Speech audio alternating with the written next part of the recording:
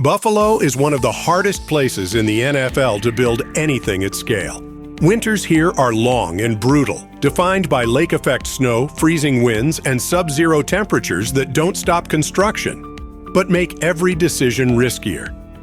And yet, rising in the middle of that climate is a project worth more than $2 billion. This is one of the most expensive stadiums the NFL has ever attempted, and it has a fixed deadline. It must be ready for the 2026 season. There is no extra year, no backup plan. Miss that opening date and the consequences are immediate. Temporary relocation, scheduling chaos, or another season inside a stadium that is already at the end of its life. This is not just a stadium build, it is a race against weather, time, and a margin for error that barely exists. Please take a moment to subscribe and like the video. It really helps the channel. The new Highmark Stadium is the largest construction project ever undertaken in Western New York. No factory, hospital, or office tower has come close to its scale. When demolition, infrastructure upgrades, surrounding development, and transportation work are included, total investment pushes well beyond $2 billion. This project is about more than football. It is a long-term commitment to Buffalo itself, designed to anchor the team in the region for decades and signal stability in a league where franchises can still move. The location was never truly up for debate. The new stadium is being built directly across the road from the existing one, which has been in use since 1973.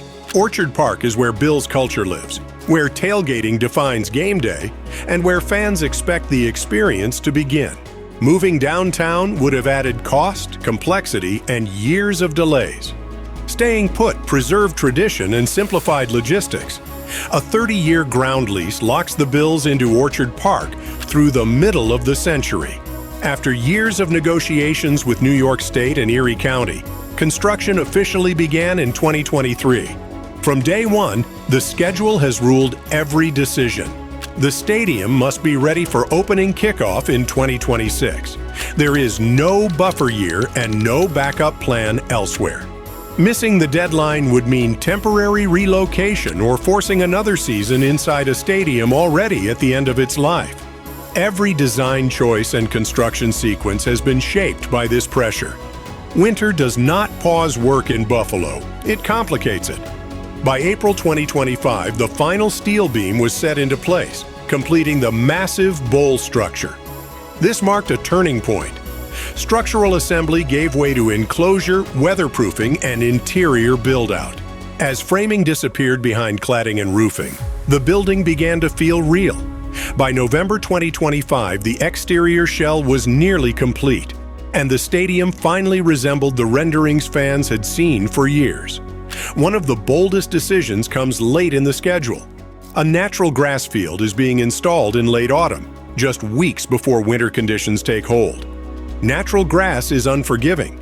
It needs time to root and stabilize before NFL-level play. Any delay compresses the timeline and raises risk across the project. Temperature, sunlight, and moisture must all be carefully managed during one of the most climate-sensitive phases of the entire build. Unlike many modern NFL stadiums, this one does not chase attendance records. Seating capacity will sit at roughly 62,000, smaller than SoFi Stadium, Allegiant Stadium, or AT&T Stadium. The choice is deliberate. Fewer seats create scarcity. Scarcity drives demand. Higher demand pushes revenue per seat upward. This stadium is designed for profitability, not volume. That strategy is clear inside the bowl. Prime locations are dominated by suites, club seating, and ledge seats. These are the highest margin products in the NFL. General admission takes a back seat to premium experience. This reflects a league-wide shift toward stadiums built as tightly controlled, revenue-optimized environments. Personal seat licenses were introduced in 2024 and quickly became critical to the financing plan. By November 2025, around 90% of PSLs had been sold. The program generated roughly $245 million, exceeding projections. Premium club seats sold for $20,000 or more. Lower bowl sideline seats ranged between $5,000 and $15,000.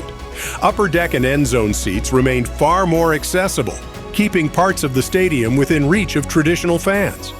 Buffalo may be a small market on paper, but demand extends far beyond the city. Fans travel from Rochester, Syracuse, and across southern Ontario. Corporate buyers arrive from throughout the Northeast. Demand consistently outstrips supply, protecting pricing power. A larger stadium would have weakened that leverage. Public funding remains central to the story. New York State committed around $600 million. Erie County added roughly $250 million. Together, public contributions total about $850 million. The remaining costs are covered by private sources, including the Pegula family, NFL financing programs, and PSL revenue. The structure follows a modern NFL playbook that blends public support with private capital. That funding model remains controversial. Critics argue that billionaire owners and a league earning over $18 billion a year should not rely on taxpayers. Supporters counter that the Bills are a regional economic engine and that losing the team would cost far more in the long run. Potential relocation markets like Toronto, San Antonio, or Austin are rarely stated outright, but the risk lingers. Public funding is framed as insurance. To justify that investment, the agreement includes clear community provisions. Local hiring is mandatory. Living wage standards apply across the site. Minority and female-owned businesses are prioritized. Regional suppliers are favored to keep money circulating locally. Infrastructure upgrades include a new transportation hub near Abbott Road and Southwestern Boulevard, with improved game day transit to ease congestion. The stadium is engineered specifically for Buffalo's climate. A canopy covers roughly 64% of the seating bowl, shielding fans from snow and wind while keeping the field exposed. Radiant heating is embedded throughout concourses and seating areas, turning concrete into a source of warmth. Warming zones allow fans to escape the cold without leaving the building. The open field preserves Buffalo's identity as a cold-weather fortress. The design comes from Populous, the firm behind SoFi Stadium, Allegiant Stadium, and Tottenham Hotspur Stadium. The seating bowl is sunk about 35 feet below grade, reducing wind and increasing noise. Upper West seats sit 54 feet closer to the field than in the old stadium, creating a tighter and louder environment built for home field advantage. Construction is being delivered through a joint venture between Gilbane Building Company and Turner Construction. Together, they are managing one of the most complex NFL stadium projects ever attempted, balancing extreme weather, public scrutiny, and a fixed opening date that cannot move. As the project enters its final stretch, interior spaces come alive. Concourses are finished, club lounges take shape, locker rooms are outfitted, and back-of-house systems come online. Mechanical, electrical, and technology systems are activated in parallel. Outside, the grass field is closely monitored through winter, with conditions tracked and adjusted daily. Once the new stadium opens, the current Highmark Stadium will be demolished. Seats, signage, and structural elements will be sold as memorabilia, turning history into revenue. It is a familiar process across the league as teams close one era and move into the next.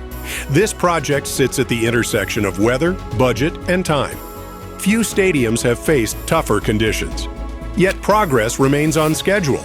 The exterior is nearly sealed, the field is in place, and financing is holding. The margin for error is thin, but the plan remains intact. This stadium is no longer a concept.